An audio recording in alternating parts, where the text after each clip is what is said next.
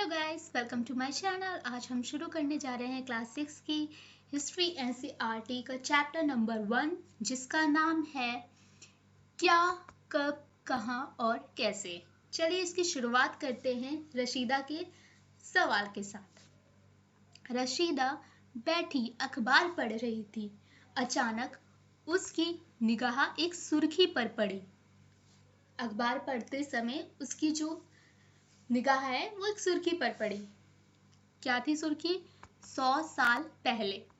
वह सोचने लगी कि यह कोई कैसे जान सकता है कि इतने वर्षों पहले क्या हुआ था। उसके मन में ये सवाल आया और वो सोचने लगी, कैसे पता लगाए। यह जानने के लिए कल क्या हुआ था तुम रेडियो सुन सकते हो, टेलीविजन देख सकते हो या फिर अखबार पढ़ सकते हो। साथ ही यह जानने के लिए पिछले साल क्या हुआ था तुम किसी ऐसे व्यक्ति से बात कर सकते हो जिसे उस समय की स्मृति हो। लेकिन बहुत पहले क्या हुआ था यह कैसे जाना जा सकता है? तो चलिए जानते हैं इसके बारे में। अतीत के बारे में हम क्या जान सकते हैं?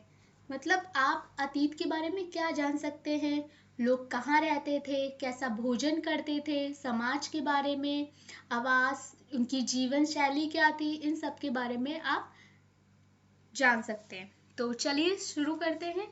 अतीत के बारे में बहुत कुछ जाना जा सकता है, जैसे लोग क्या खाते थे, वो कैसे कपड़े पहनते थे, किस तरह के घरों में रहते थे। हम अखेटकों यानी शिकारियों, पशुपालकों, कृषकों, शासकों, व्यापारियों, पुरोहितों, शिल्पकारों, कलाकारों, संगीतकारों या फिर वैज्ञानिकों के जीवन के बारे में जानकारियां हासिल कर सकते हैं। यही नहीं, हम यह भी पता कर सकते हैं कि उस समय बच्चे कौन से खेल खेलते थे, कौन सी कहानियां सुना करते थे, कौन से नाटक देखा करते थे या फिर कौन से गीत गाते थे। आगे बढ़ते हैं। लोग कहाँ रहते थे? इसमें आप क्या पढ़ेंगे? लोग कहाँ रहते थे? नर्मदा घाटी। और जो उन्होंने फसलें जो उपजाई थी वो मेन कौन सी थी? जौ और गेहूं। कहाँ पे? और उनका जो पशुपालन था, पहला जो जानवर था कुत्ता था, जैसा आप लोग पढ़ चुके होंगे इसके बारे में जहाँ तक। और विंध्य प्रदेश के उत्तर में चावल उपजाया गया था। ये सब आप जानेंगे इस पैराग्राफ में। चलिए शुरू करते हैं। इसमें कहा गया है मानचित्र 1 पृष्ठ संख्या 2 में नर्मदा नदी का पता लगाओ। आप लोग देख लीजिएगा। कई लाख वर्ष पहले से लोग इस नदी के तट पर रह रहे हैं। यह रहने वाले आरंभिक लोगों में से कुछ कुशल संग्राहक थे, मतलब संग्रह करने वाले, जो आसपास के जंगलों की विशाल संपदा से परिचित थे। अपने भोजन के लिए वे जड़ों, फलों तथा जंगल के अन्य उत्पादकों का यहीं से संग्रह किया करते थे। वे जानवरों का अखेट यानी शिकार भी करते थे। आगे बढ़ते हैं। अब तुम उत्तर पश्चिम की सुलेमान और किरथर पहाड़ियों का पता लगाओ। इसमें हम क्या देखेंगे? इसी क्षेत्र में कुछ ऐसे स्थान हैं जहां लोग 8000 वर्ष पूर्व स्त्री पुरुषों ने सबसे पहले गेहूं तथा जौ जैसी फसलों को उपजाना आरंभ किया। उन्होंने भेड़, बकरी और गाय बैल जैसे पशुओं को पालतू बनाना शुरू किया।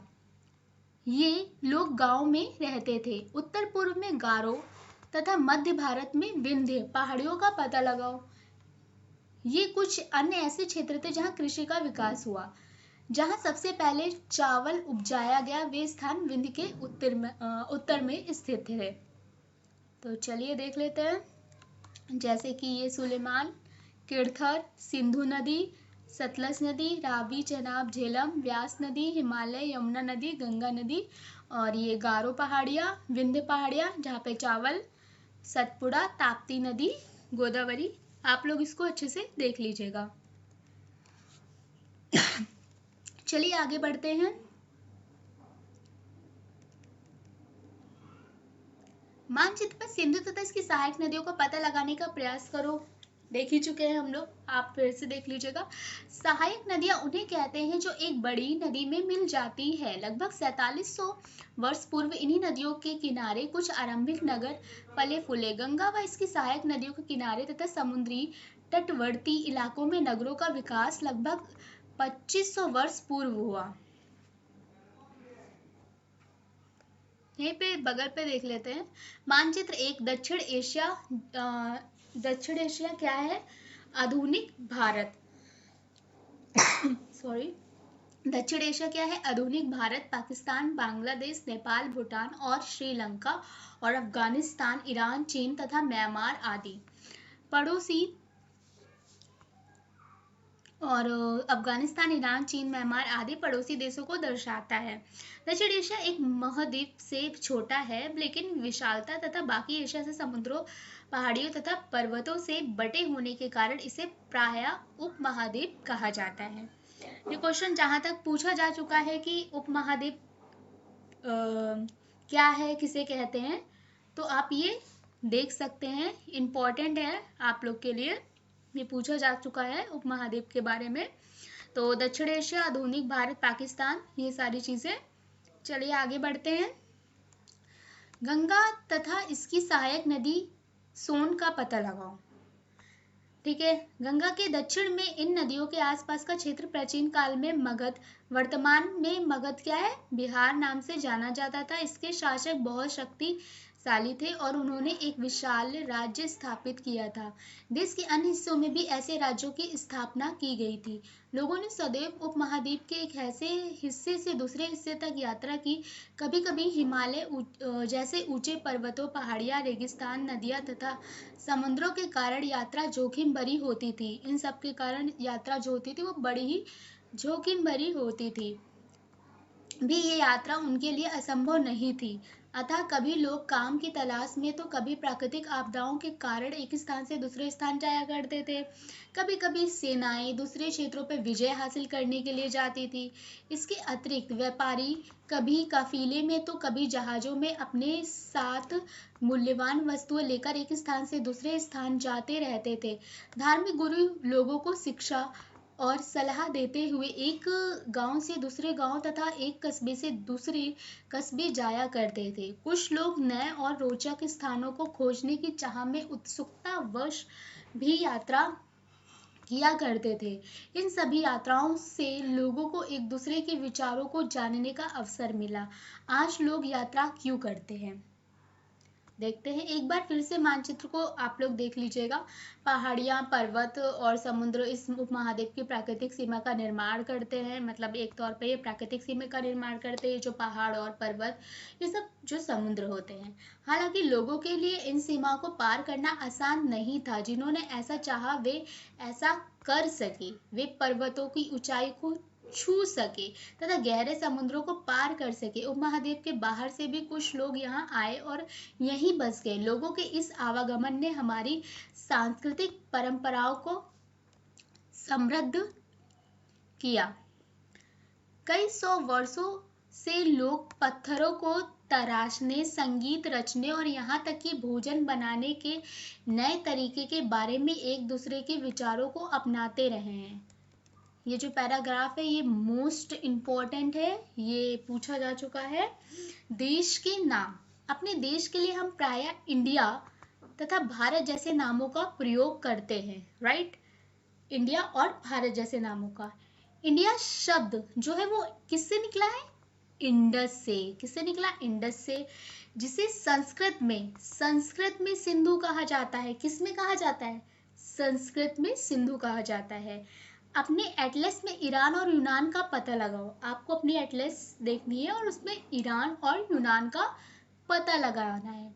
लगभग 2500 वर्ष पूर्व उत्तर पश्चिम की ओर से आने वाले ईरानियों और यूनानियों ने सिंधु को, आने वाले जो ईरानी थे और यूनानी लोग जो थे, उन्होंने सिंधु को हिंदोस क्या कहा? हिंदोस अथवा इंडोस और इस नदी के पूर्व में स्थित भूमि प्रदेश को इंडिया कहा। भारत नाम का प्रयोग उत्तर पश्चिम में रहने वाले लोगों के एक समूह के लिए किया जाता था। इस समूह का उल्लेख संस्कृत की आरंभिक लगभग 3500 वर्ष पुरानी कृति ऋग्वेद में भी मिलता है। बाद में इसका प्रयोग देश के लिए होने लगा। चलिए यहाँ पे हम एक क्वेश्चन भी कर लेते हैं। देश के नाम के बारे में आप लोग को पता ही चल गया होगा। देश के नाम के बारे में इंडस शब्द इंडिया से निकला है, राइट, जिसे प्राकृत में सिंधु कहा जाता है, राइट या रॉन्ग? अभी अभी आप लोग ने देखा होगा, इसका आंसर दीजिएगा। बिल्कुल नहीं, प्राकृत में नहीं कहा जाता है, जैसा कि हमने यहाँ पढ़ा संस्कृत में सिंधु कहा जाता है। और 2500 वर्ष पूर्व अरब वासियों ने सिंधु को हिंदोस और इस नदी के पूर्व में भूमि प्रदेश को इंडिया कहा। नहीं, अरब वासियों ने नहीं, किसने कहा था? ईरानी और यूनानियों ने। याद रखिएगा। थर्ड जो ऑप्शन है वो है भरत शब्द का प्रयोग ऋग्वेद में मिलता है। जैसा कि आपने देखा भरत शब्द के बारे में, किस समूह को कहते थे हम, और इसे ऋग्वेद में मिलता है। बिल्कुल सही। तो चलिए आगे बढ़ते हैं।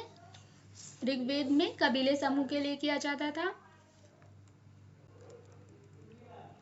यहाँ पे दिया है ताड़पत्रों से बनी पांडुलिपि का एक पृष्ठ के बारे में। तो देख सकते हैं, पहले पढ़ लेते हैं। अतीत के बारे में कैसे जाने? अतीत की जानकारी हम कई तरह से प्राप्त कर सकते हैं। इनमें से एक तरीका अतीत में लिखी गई पुस्तकों को ढूंढना। उसको आप ढूंढो और क्या करो? पढ़ना।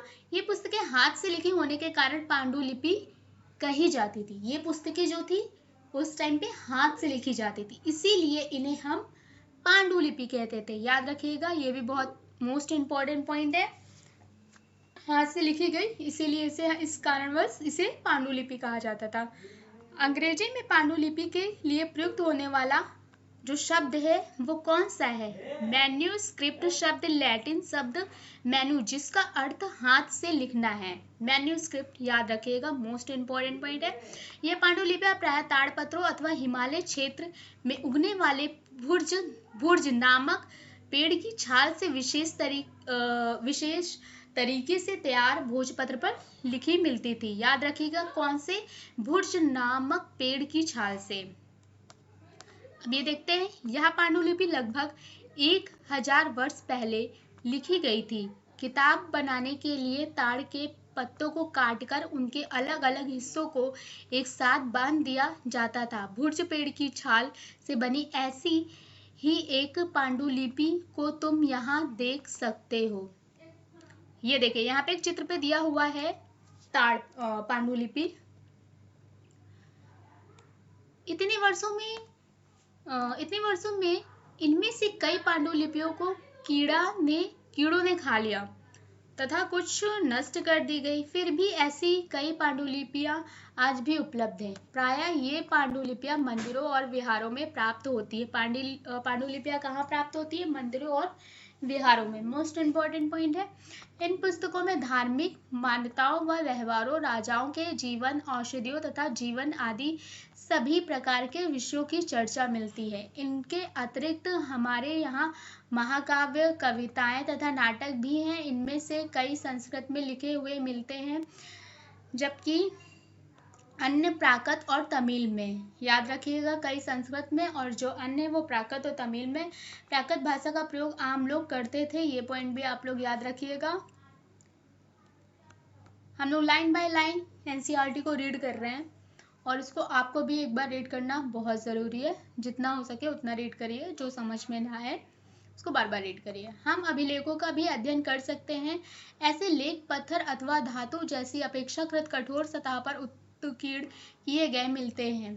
कभी कभी शासक अथवा अन्य लोग अपने आदेशों को इस तरह उत्कीर्ण करवाते थे ताकि लोग उन्हें देख सके, पढ़ सके तथा उनका पालन कर सके।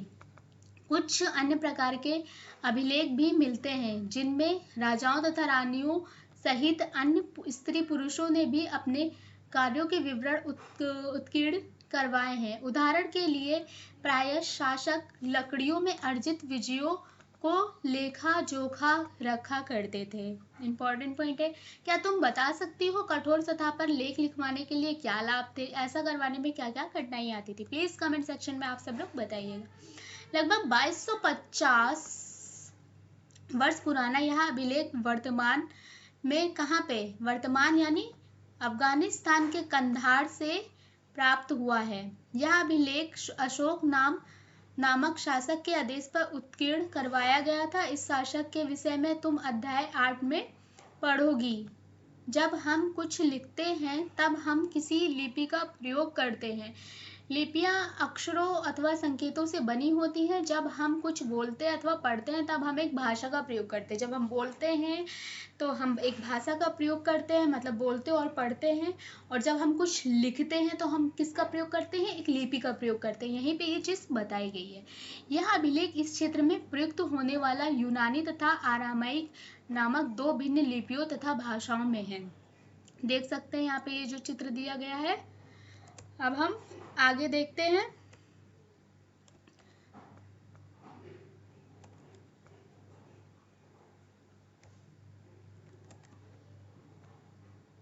आगे क्या है? इसके अतिरिक्त अन्य कई वस्तुएं अतीत में बनी और प्रयोग में लाई जाती थी। ऐसी वस्तुओं का अध्ययन करने वाला व्यक्ति पुरातत्वविद कहलाता है। पुरातत्वविद पत्थर और ईंट से बनी इमारतों के अवशेषों, चित्रों तथा मूर्तियों का अध्ययन करते हैं। याद रखिएगा, पुरातत्वविद कौन है? ऐसे वस्तुओं का अध्ययन करने वाले व्यक्ति को बोला जाता है, जो खासकर पत्थर और ईंट से बनी इमारतों के अवशेषों, चित्रों तथा मूर्तियों का अध्ययन करते हैं। साथ ही साथ वो क्या करते हैं? वे औजारों, बर्तनों, आभूषणों,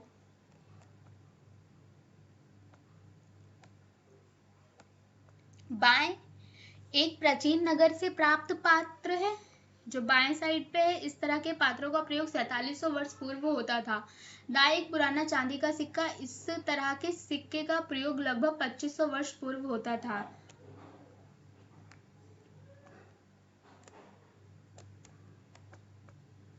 आगे देखते हैं। प्रयोग 2500 वर्ष पूर्व होता था। हमारे द्वारा आज प्रयोग में आने वाले सिक्कों से यह सिक्का कैसे भिन्न है? तो देख सकते हैं आप लोग इस चित्र में। थोड़ा ऊपर जा चुके हैं हम, नीचे आने के।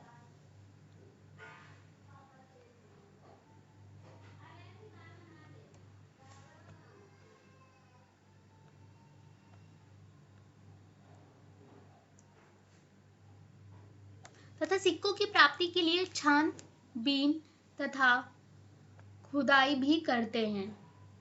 इनमें से कुछ वस्तुएं पत्थर, पकी मिट्टी तथा कुछ धातु की बनी हो सकती हैं। ऐसे तत्व कठोर तथा जल्दी नष्ट होने वाले होते हैं। पुरातत्वविद जानवरों, चिड़ियों तथा मछलियों की हड्डियां भी ढूंढते हैं। मतलब ये सिर्फ ईंट या पत्थर से बनी इमारतों के अवशेषों को ढूंढते ही हैं, साथ ही साथ क्या करते हैं? जानवरों, चिड़ियों तथा मछलियों की हड्डियों को भी ढूंढते हैं। इससे उन्हें यह जानने में मदद मिलती है कि अतीत में लोग क्या खाते थे। वनस्पतियों के अवशेष बहुत मुश्किल से बच पाते हैं। यदि अन्न के दाने अथवा लकड़ी के टुकड़े जल जाते तो वे जले हुए रूप में बचे रहते हैं। एग्जैक्टली मतलब मुश्किल से वनस्पति के अवशेष मिल पाते हैं। क्या पुरातत्वविदों को बहुधा कपड़ों के अवशेष मिलते होंगे? पॉसिबल है। पांडुलिपियों, अभिलेखों तथा पुरातत्व से ज्ञात जानकारियों के लिए इतिहासकार प्रायः स्रोत शब्द का प्रयोग करते हैं। इतिहासकार उन्हें कहते हैं जो अतीत का अध्ययन करते हैं। ये तो बहुत इजी है, आप लोग को पता ही होगा इतिहासकार किसे कहते हैं? जो अतीत का अध्ययन करते हैं। इतिहासकार फिर स्रोत के प्राप्त होते ही अतीत के बारे में पढ़ना बहुत रोचक हो जाता है। मतलब जब भी कोई स्रोत प्राप्त होगा, जब उसको पढ़ेंगे तो बहुत ही इजी और मतलब रोचक वे में आप उसको पढ़ सकेंगे, क्योंकि इन स्रोतों की सहायता से कि इन स्रोतों की सहायता से हम धीरे धीरे अतीत का पुनर्निर्माण करते जाते हैं। अतः इतिहासकार तथा पुरातत्वविदों उन जासूसों की तरह हैं जो इन सभी स्रोतों का प्रयोग सुराग के रूप में कर अतीत को जानने का प्रयास करते हैं। ये इतिहासकार के बारे में दिया गया है, वो इस तरीके के जासूसों की तरह हैं जो इन सभी स्रोतों का प्रयोग एक सुराग के रूप में करते हैं। किसको जानने के लिए? अतीत को जानने के लिए। अतीत एक या अनेक। अब क्वेश्चन है, क्या तुमने इस पुस्तक के शीर्षक हमारे अतीत पर अध्ययन दिया है? यहाँ अतीत शब्द का प्रयोग बहुवचन के रूप में किया गया है। ऐसा इस तथ्य की ओर ध्यान दिलाने के लिए किया गया है कि अलग अलग समूह के लोगों के लिए इस अतीत के अलग अलग मायने थे। उदाहरण के लिए पशुपालक अथवा कृषकों का जीवन राजाओं तथा रानियों के जीवन से तथा व्यापारियों का जीवन शिल्पकारों के जीवन से बहुत भिन्न था। आगे देखते हैं। जैसा कि हम आज देखते हैं, उस समय भी देश के अलग अलग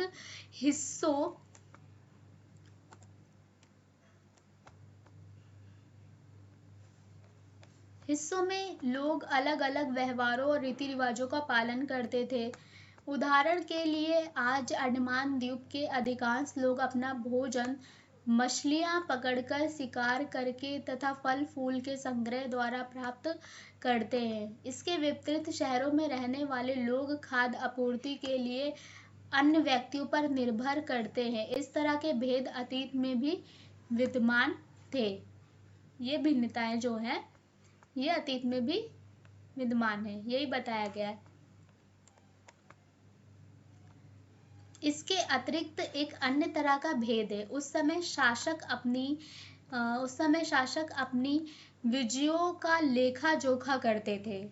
यही कारण है कि हम उन शासकों तथा उनके द्वारा लड़ी जाने वाली लड़ाइयों के बारे में काफ़ी कुछ जानते हैं। मतलब जब वो लेखा जोखा करते थे तभी तो हम उनकी लड़ाइयों के बारे में, जो वो युद्ध करते थे, लड़ी जाने वाली लड़ाइयों के बारे में अच्छे से जान पाते हैं। सिर्फ और सिर्फ किसकी वजह से? उनके लेखा जोखा की वजह से।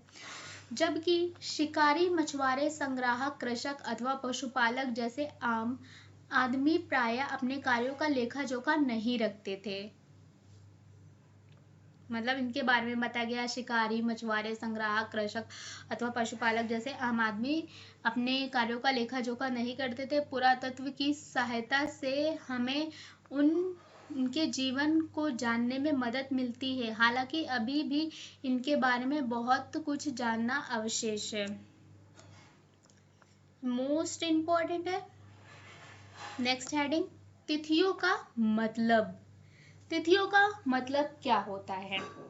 अगर कोई तुमसे तिथि के विषय में पूछे तो तुम शायद उस दिन की तारीख, माह, वर्ष, जैसे कि 2000 या इसकी तरह का कोई और वर्ष बताओगी।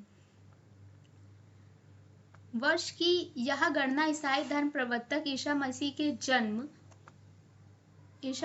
जन्म की तिथि से की जाती है।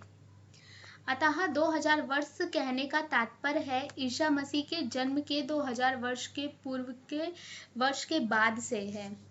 ईसा मसीह के जन्म के पूर्व की सभी तिथियां ईसा पूर्व, ईसा से पहले के रूप में जानी जाती हैं। इस पुस्तक में हम 2000 को अपना आरंभिक बिंदु मानते हुए वर्तमान से पूर्व की तिथियों का उल्लेख करेंगे। जैसे कि मान लीजिए ये है, यहाँ पे होता है ईसा मसीह का जन्म, इसे हम कहते हैं बिफोर क्राइस्ट यानी ईसा पूर्व, और इसे हम बोलते हैं एडी यानी एनो डोमिनी, जिसे हम बोलते हैं ईस्वी। इसे हम बोलते हैं ईस्वी,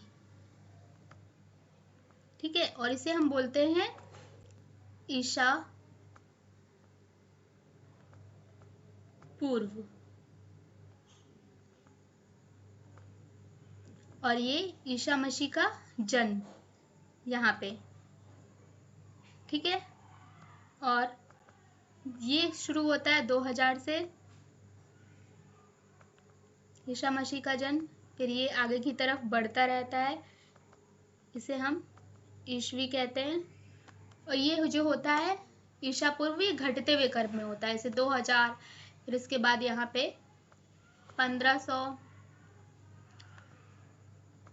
ठीक है, फिर उसके बाद 1000, फिर ऐसे ऐसे से घटते हुए क्रम में ये होता है, जिसे हम बीसी बिफोर क्राइस्ट और एडी एडो डोमनी या सीए भी बोलते हैं।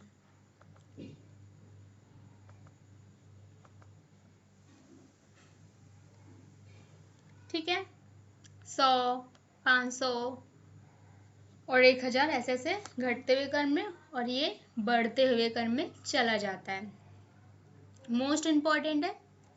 चलिए आगे बढ़ते हैं। यहाँ पे जैसा कि दिया हुआ है इतिहास और तिथियां। अंग्रेजी में बीसी, हिंदी में ईसा पूर्व का तात्पर्य बिफोर क्राइस्ट, ईसा पूर्व होता है। कभी कभी तुम तिथियों से पहले एडी, हिंदी में ईस्वी लिखा पाती हो। यह एनो डोमनी नामक दो लैटिन शब्दों से बना है तथा इसका तात्पर्य ईसा मसीह के जन्म के पूर्व से है। कभी कभी एडी की जगह सीई, मतलब एडी की जगह सीई तथा बीसी की जगह बीसीई का प्रयोग है। सीई अक्षरों का प्रयोग कॉमन एरा, सॉरी मैंने क्राइस्ट बता दिया था, कॉमन एरा तथा बीसीई का बिफोर कॉमन एरा के लिए होता है। हम इन शब्दों का प्रयोग इसलिए करते हैं क्योंकि विश्व के अधिकांश देशों में अब इसे कैलेंडर का प्रयोग सामान्य हो गया। भारत में तिथियों के इस रूप का प्रयोग लगभग 200 वर्ष पूर्व आरंभ हुआ। कब हुआ? 200 वर्ष पूर्व। कभी कभी अंग्रेजी के बीपी अक्षरों का प्रयोग होता है, जिसका तात्पर्य बिफोर प्रेजेंट, वर्तमान से पहले है। किसका प्रयोग होता है? BP, before present. दो तिथियां, उनका पता लगाओ तुम किस अक्षर समूह का प्रयोग करोगी। आगे बढ़ते हैं। अन्यत्र, जैसा कि हमने पहले पढ़ा, अभिलेख जो होते हैं वो कठोर सतह पर उत्कीर्ण करवाए जाते हैं। इनमें से कई अभिलेख कई सौ वर्ष पूर्व लिखे गए थे। सभी अभिलेखों में लिपियों और भाषाओं का प्रयोग हुआ। समय के साथ साथ अभिलेखों में प्रयुक्त भाषाओं तथा लिपियों में बहुत बदलाव आ चुके हैं। विद्वान यह कैसे जान पाते कि क्या लिखा था? इसका पता अज्ञात लिपि का अर्थ निकालने की एक प्रक्रिया द्वारा लगाया जा सकता है। आगे देखते हैं। इस प्रकार से अज्ञात लिपि को जानने की एक प्रसिद्ध कहानी उत्तरी अफ्रीका देश मिस्र से मिलती है। लगभग 5000 वर्ष पूर्व यहाँ राजा रानी रहते थे। ये देखिए ऐसे पहचाना गया, ऐसे PTOLMIIS। आगे बढ़ते हैं।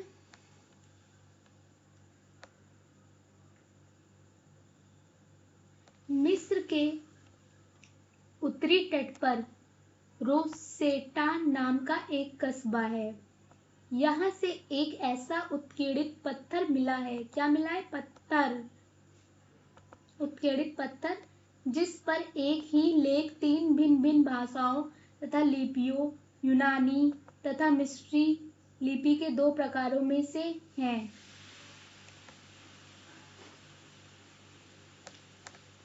कुछ विद्वान यूनानी भाषा पढ़ सकते थे। उन्होंने बताया कि यहाँ राजाओं तथा रानियों के नाम एक छोटे से फ्रेम में दिखाए गए हैं। इसे कारतूस कहा जाता है। इसके बाद विद्वानों ने यूनानी तथा मिस्री संकेतों को अगल बगल रखते हुए मिस्री अक्षरों को समानार्थक ध्वनि की पहचान की। जैसा कि तुम देख सकते हो, यहाँ एल अक्षर के लिए शेर तथा ए अक्षर के लिए चिड़िया के चित्र बने हैं। ऊपर जैसा कि आप लोगों ने देखा होगा, अगर आप लोग के पास पुस्तक या पीडीएफ है तो आप उसे देख सकते हैं। एक बार जब उन्होंने यह जान लिया कि विभिन्न अक्षर किनके लिए प्रयुक्त हुए हैं, तो वे आसानी से अन्य अभिलेखों को भी पढ़ सके। कल्पना करो, तुम्हें एक पुरातत्व साक्षात्कार लेना है। तुम उन 5 प्रश्नों की एक सूची तैयार करो जिन्हें तुम पुरातत्वविद से पूछना चाहोगे। ठीक है, आगे बढ़ते हैं। उपयोगी शब्द: यात्रा, पांडुलिपि, अभिलेख, पुरातत्व, इतिहासकार। और श्रोता ज्ञात लिपि का अर्थ निकालना। ये आप लोग अपने आप करेंगे। और ये जो कुछ महत्वपूर्ण तिथियां दी गई हैं, इसे आप चाहे तो नोट कर सकते हैं। बुक है तो हाईलाइट कर लीजिए। कृषि का आरंभ कब हुआ था? 8000 वर्ष पूर्व। सिंधु सभ्यता के प्रथम नगर 4700 वर्ष पूर्व। और आगे क्या है? गंगा घाटी के नगर मगध का बड़ा साम्राज्य 2500 वर्ष पूर्व। वर्तमान लगभग 2000 वर्ष पूर्व।